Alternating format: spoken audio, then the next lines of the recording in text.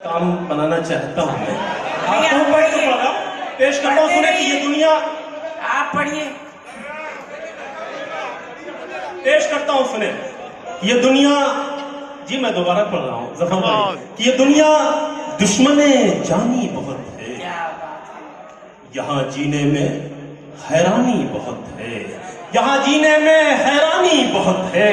मोहब्बत के सफर से लौट जाओ मियाँ, इसमें परेशानी बहुत है, परेशानी बहुत है। चार मिसरे और पेश करता हूं आप सबकी खिदमत में, और यहां से चार मिसरे ये कहे हैं कि बहुत रोई है आंखें, बहुत रोई है आंखें, इसलिए दामन मेरा नम है। बहुत रोई है, क्या बात है। इसलिए दामन मेरा नम है। तुम्हें अपना नहीं पाया, मुझे इस बात का गम है।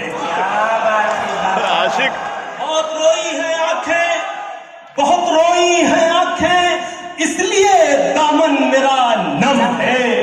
तुम्हें अपना नहीं पाया, मुझे इस बात का गम